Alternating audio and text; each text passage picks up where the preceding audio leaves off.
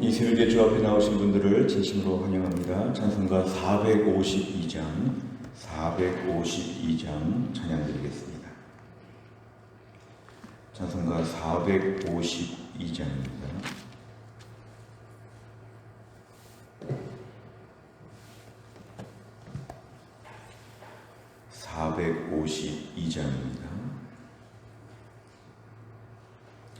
내 모든 소원 기도의 제목 예수님 닮기 원함이라. 예수님 형상 나 입기 위해 세상의 보화 아끼셨네. 예수님 닮기 내가 원하네. 날 구원하신 예수님을 내 마음속에 지금 고도사 주님의 형상 인치소서.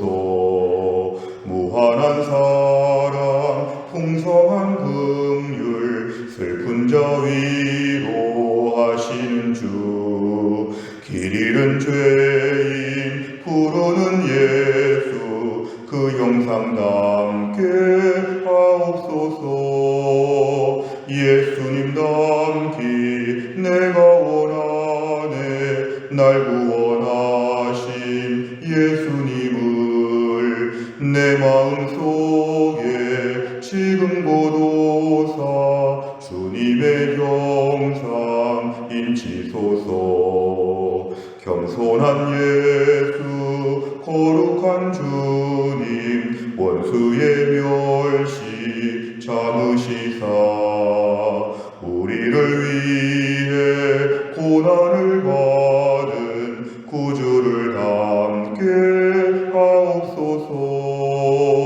예수님 닮기 내가 원하네. 날 구원하신 예수님을 내 마음속에 지금 고도사 주님의 형상 인치소서. 아멘. 하나님 말씀은 로마서 8장 26절부터 30절입니다.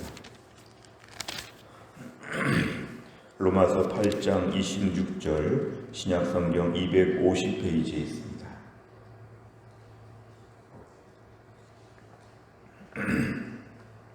로마서 8장 26절부터 30절까지의 말씀을 저와 한 절씩 교독하시겠습니다. 로마서 8장 26절부터 30절입니다. 제가 먼저 읽겠습니다. 이와 같이 성령도 우리 연약함을 도우시나니 우리는 마땅히 기도할 바를 알지 못하나 오직 성령이 말할 수 없는 탄식으로 우리를 위하여 친히 간구하시느니라.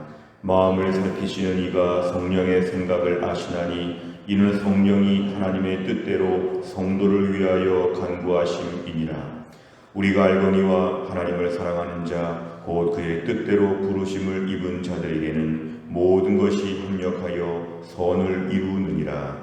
하나님이 미리 아신 자들을 또한 그 아들의 형상을 본받게 하기 위하여 미리 정하셨으니 이는 그로 많은 형제 중에서 맏아들이 되게 하려 하심이니라. 같이 읽습니다.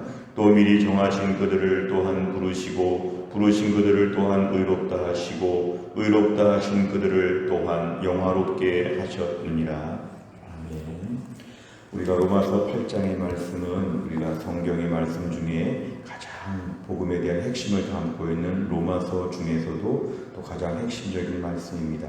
우리가 오늘 읽은 26절부터의 말씀도 한 절 한 절마다 매우 많은 의미를 담고 있습니다. 편의상 26절과 27절을 좀 먼저 나눠서 보면 26절, 27절에서 공통된 내용들은 바로 뭐냐면 기도에 대한 것입니다. 기도에 대한 것. 26절, 우리는 기도할 바를 알지 못한다. 우리가 기도의 시간을 확보하는 것도 어렵지만 기도의 시간을 확보해도 그 시간에 뭘 기도해야 될지 우리는 잘 모른다. 더군다나 기도를 많이 하지도 못하고 제대로 하지도 못하고 이게 우리의 아주 실존적인 문제입니다. 근데 그럴 때에 26절에 보면은 성령께서 우리를 도우신다. 우리 연약함, 여기서의 연약함은 기도조차 하지 못하는, 사실 기도는 우리의 생존권적인 매우 기본적인 것이죠. 몸이 아픈데 무슨 배를 눌러야 되는데 배를 누를 수도 없는 우리의 모든 연약함, 하나님께 도와달라는 말도 제대로 하지 못하는 우리의 절박한 무능함, 그런데 이러한 연약함에 대하여 성령께서는 아시고 도와주신다. 26절 중간에 보니까 성령께서는 우리를 위하여 말할 수 없는 탄식, 너무 불쌍하고 너무 안 됐고 정말 가슴 아파하시면서 말할 수 없는 탄식으로 우리를 위하여 친히 간구하신다는 것은 우리를 위하여 기도해 주신다는 것입니다.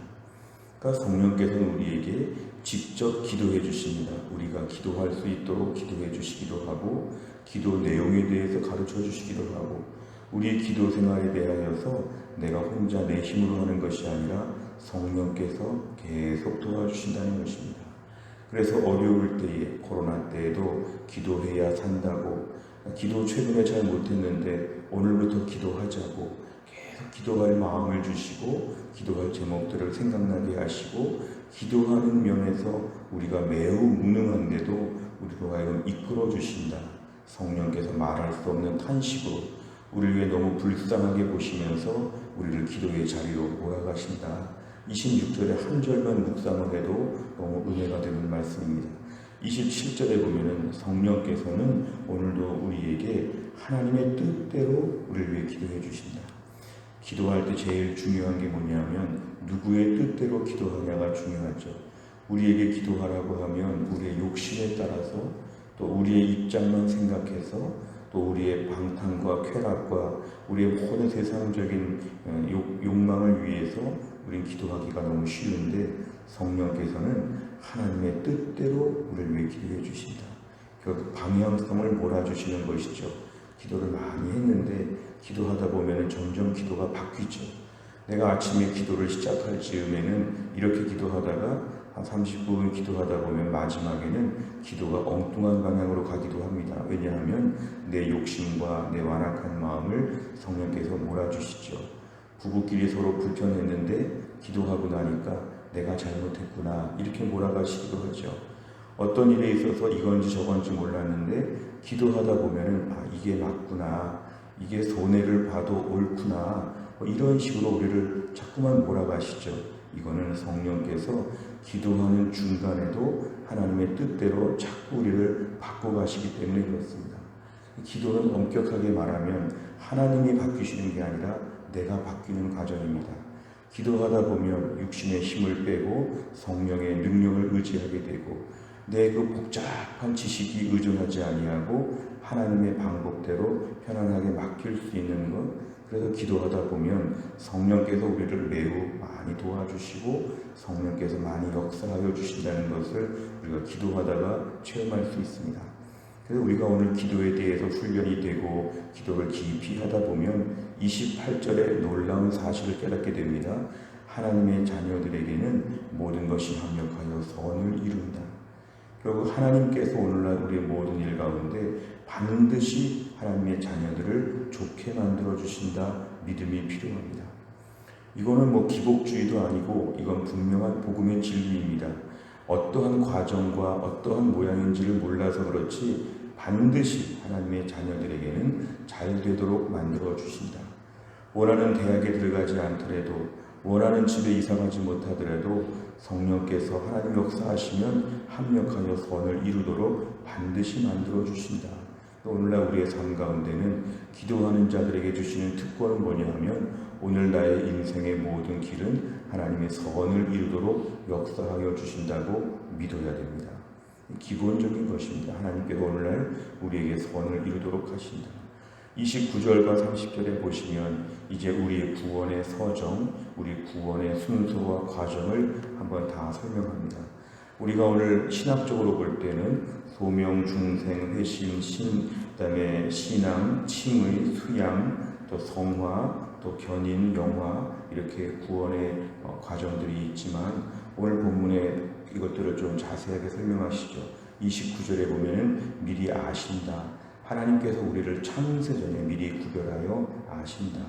그리고 우리를 미리 정하셨다는 것은 우리의 구원에 대하여 확실하게 이미 도장 찍었다는 것입니다. 신앙생활하면서 좀 약하고 부족하고 그렇다고 우리의 구원이 오늘 날짜로 취소가 된다든지 그런 게 없습니다. 우리의 구원과 모든 것은 이미 확정되었습니다. 30절에 보니까 미리 정하신 자들을 부르신다. 하나님께서 부르신다는 것은 구원의 자리로 부르시기도 하고 은혜의 자리로 부르시기도 하고 우리를 소명자로 부르시기도 하고 끊임없이 우리를 불러주신다고 하는 총체적인 소명을 얘기합니다. 의롭다 하신다는 것은 실제로 우리가 의롭지 않지만 의롭다고 불러주시고 인정해주시고 우리 죄를 간구하시기 때문에 우리에게는 점 하나 없고 티 하나 없는 의인이 되었다고 선포하여 주셨습니다.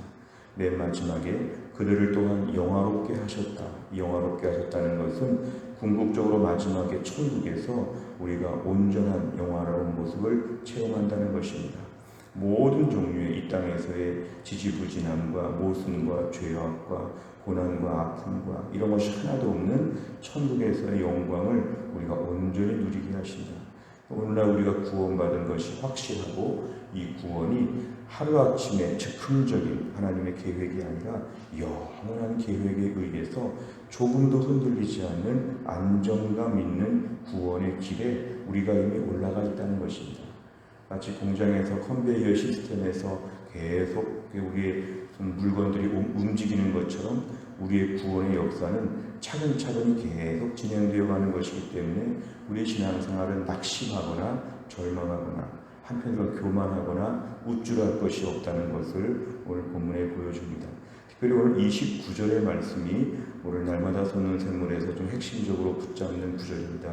29절에 보면은 그 아들의 형상을 본받게 하기 위하여 예수님의 형상을 본받게 한다. 오늘날 우리를 구원하시는 목적이 많이 있지만 무엇보다 그 구원의 목적 중에 하나가 아들의 형상, 예수님의 형상을 본받게 한다. 우리 오늘 죄 가운데 살아야 되고 욕심껏 살아야 되고 지저분하게 살아야 되고 허무하게 살아야 되는데 우리의 인생을 예수님의 형상을 본받게 하기 위하여 우리를 구원하셨다는 것입니다. 그래서 우리가 예수님을 맏아들이라고 하면 우리 그 동생 뻘쯤 되는 것이죠. 그런데 우리가 다 예수님 닮아가는 동생들처럼 되도록 집안에 너무 대단한 큰아들이 있고 밑에 동생들이 형을 흠모하고 형을 닮아가는 것처럼 예수님을 닮도록 우리를 구원하여 주셨다는 것, 오늘은 이 말씀을 중심으로 함께 말씀을 살펴보겠습니다. 내용과 찾아보시면 첫째, 바울은 성도들을 위한 성령님의 사역이 무엇이라고 말합니까? 26절과 27절의 반복적이고 공통적인 내용은 기도에 대한 것입니다. 우리에게 오늘 기도하는 일이 중요한데 우린 잘 기도할 줄 모른다. 성령께서 우리를 도우셔서 기도하게 하신다. 하나님의 뜻대로 기도하게 하신다. 성령의 사역 중에 하나가 우리로 하여금 온전히 기도하게 하신다는 것입니다. 두 번째, 바울은 택하신 자들에 대한 하나님의 계획을 어떻게 설명합니까? 29절부터 30절에 보면 우리 구원의 많은 과정들이 얼마나 정교한지 모릅니다. 미리 아신다, 미리 정하셨다, 미리 부르신다, 의롭다 하신다, 영화롭게 하신다. 이게 다 구원의 방법입니다. 예수 믿고 구원받는 것은 생각보다 훨씬 더 정교한 하나님의 계획이 있고 에베소서에 따르면 이것은 창세전부터 이미 다 확정된 그러한 것입니다. 우리가 오늘날 죄를 짓고 연약하고 부끄럽고 실수하고 이거 다 아시고도 우리를 구원해 주셨다. 오늘 내일의 부족함과 우리 약함 때문에 구원이 번복되지 않는다. 우리 구원은 매우 확실하게 보장되어 있는 창세전부터의 프로젝트라는 것을 우리가 알게 됩니다. 세 번째로 보면 하나님께서는 왜 예수님을 많은 형제 중에서 맏아들로 세우려고 하십니까? 이 맏아들이라고 하는 표현은 바로 예수님을 맏아들, 무엇보다 우리를 그 동생으로 삼으신다는 것입니다. 많은 형제 중에서 맏아들이 되게 하신다는 것은 바로 예수님의 형상을 본받게 한다 이것입니다. 예수님의 모습을 본받는다 이것입니다. 우리가 오늘 피상적으로 구원에 대하여 지옥의 형벌에 떨어지지 않는 것으로만 생각하면 복음과 구원의 풍성함을 우리가 너무 약화시킬 수 있습니다. 그냥 천국만 가면 되고 지금의 기질, 지금의 완악함, 지금의 못된 것, 지금의 부족한 것 다 가지고 천국만 가면 된다. 물론 맞지만 복음은 그보다 풍성합니다. 우리로 하여금 예수님의 형상을 본받도록 만드신다는 것입니다. 이 땅에서부터 이미 우리의 모든 것이 변화되어서 예수님의 형상을 본받는, 다시 말하면 예수님을 본받고자 했던 제자들처럼 우리가 온전한 제자로서의 삶으로 계속 바뀌도록 하나님 원하신다는 것입니다. 구원받는 것은 그래서 이 땅에서 더 풍성한 의미가 있는데 천국 가는 것이 가장 기본적인 것이고, 천국 가기 전까지 이 땅에서의 우리의 모습을 계속 변화시킵니다. 우리의 모습이 지금의 모습으로도 천국 갈 수 있지만 더 온전한 모습으로 바꾸고 만드신다는 것입니다. 이게 하나님의 의지이고 하나님의 결단입니다. 그 아들의 형상을 본받게 하기 위하여 예수님을 맏아들처럼 생각하시고, 우리가 그 맏아들을 본받는 동생들처럼 계속 어떻게 말해야 될지, 어떻게 성경 봐야 될지, 어떻게 순종해야 될지 우리들을 계속 바꿔가신다는 것입니다. 그래서 우리가 구원받는다는 것은 천국에 들어가는 특권과 함께 이 땅에서 예수님의 제자처럼 온전하게 우리가 바뀌어져 간다. 여기까지를 하나님은 의도하셨다고 우리가 보아야 합니다. 네 번째를 보면 예수님을 맏아들로 세우셔서 택하신 자들을 구원하려 하시는 하나님의 마음을 보며 무엇을 느낍니까? 오늘날 우리의 삶 가운데는 예수님의 형상과 무관한 우리의 욕심과 우리의 죄악된 모습이 참 많습니다. 어제 그제 신문을 보니까 요즘에 이렇게 젊은 사람들이 마약에 중독된다고 합니다. 10대가 마약에 중독되기도 해서 끊지 못하는 이 안타까움. 그 마약에 중독된 모습들을 가만히 읽어보면 마치 죄에 중독된 우리들의 인류의 모습과 똑같습니다. 후회를 반드시 하죠. 마약을 하지 말아야겠다. 후회를 하는데 다음날 또 그 자리에 가 있는, 오늘날 우리 인간의 모습은 죄성이 가득하여 죄 가운데 중독되고 죄 가운데서 완악하게 지저분하게 허무하게 사는 것이 너무도 이 땅의 모습인데도 불구하고 오늘날 우리가 이 속에서 탈출하여서 하나님의 자녀로 예수님의 형상을 본받는 쪽으로 갈 수 있는 것이 은혜입니다. 오늘도 우리가 과연 소속이 달라졌다는 것에 대하여 얼마나 감격하는가. 예수님을 본받고자 아침마다 결심하는 게 얼마나 축복인가. 실제로 얼마나 본받았는가 보다도 아침마다 우리의 소속이 이쪽에 있다는 것 자체가 얼마나 감사한지 모릅니다. 오늘도 허무한 죄악을 따라서 죄악에 깊이 중독되어서 오늘도 계속 씨름하고 고민하고 슬퍼하고 절망하는 이러한 세상의 불신자들과 달리 오늘도 예수님의 형상을 본받는 쪽으로 남은 인생이 쓰임받을 수 있다면 이것 자체만으로도 우리는 매우 큰 축복이고 감사해야 됩니다. 오늘도 우리는 예수님의 형상을 본받는 이 인생에 있어서 얼마나 기뻐하고 감사하고 있는가. 혹시라도 예수 믿으면서 세상의 불신자들 부러워하지 않는가. 예수 안 믿고 편안하게 사는 불신자 친구들 부러워하지 않는가. 오늘도 우리는 예수님의 형상을 본받는 예수님의 동생들처럼 큰 형을 닮아가려고 하는 이 모습이 얼마나 우리 인생이 특별한가. 감사와 감격이 풍성하도록 기도해야 되겠습니다. 마지막 다섯 번째, 하나님께서 베푸시는 긍휼과 은혜를 잊어버리고 낙심했던 적이 있다면 언제입니까? 예수님께서 맏아들 되심으로 얻게 된 구원의 은혜를 세상에 전하기 위해 무엇을 실천하겠습니까? 오늘도 이 은혜, 구원의 은혜, 이 특별한 삶에 대하여 감사하고 기뻐하고 그리고 이 복음에 대하여 주변 사람들에게 말할 수 있도록 오늘 결심하자는 것입니다. 오늘 태신자들에 대하여 기억하고 기도하는 것도 필요하고, 하지만 더 중요한 것은 이 복음에 대하여 예수님을 본받는 인생에 대한 감격, 이런 것들을 점검하면서 더 이런 부분에 결단하는 시간이 되시기를 바랍니다. 또한 날을 살면서도 예수님의 형상을 온전히 본받는 믿음의 삶이 다 될 수 있기를 주의 이름으로 축원합니다. 기도하겠습니다. 하나님 아버지 감사합니다. 오늘도 이 새벽에 하나님께서 저희를 깨우시고 주 앞에 나와 기도할 수 있도록 인도하심을 감사합니다. 허무하고 지저분하고 냉선하고 초라하고 천박한 우리 인생 가운데 주님께서 찾아오셔서 오늘도 하나님을 믿고 예수님의 십자가의 피로 말미암아 구원받게 하신 주님, 오늘도 우리는 헛된 욕심과 완악한 모습으로 살아야 되는데 예수님의 형상을 본받는 이 존귀한 반열에 하나님이 저희를 올려주심을 감사합니다. 남은 인생 오늘도 우리의 욕심과 죄악에 따라 살지 아니하고 어떻게 하든지 간에 오늘도 예수님의 형상을 본받는 믿음의 온전한 삶을 살게 하여 주옵소서. 남은 인생 하나님 앞에 온전히 바치며 내 남은 인생 점점 더 주님의 형상을 본받는 귀한 제자의 삶이 되게 하여 주시고 육신을 쳐서 복종시키며 오늘도 하나님의 뜻대로 사는 삶이 되게 하여 주옵소서. 한날의 일정을 주님께 의지하오며 예수님의 이름으로 기도하옵나이다. 아멘. 우리 교회는 월요일마다 기도하는 100대 기도 제목이 있습니다. 오늘은 교회 비전을 위해 15번부터 28번까지 기도해 주시기를 바랍니다. 주기도문 하겠습니다.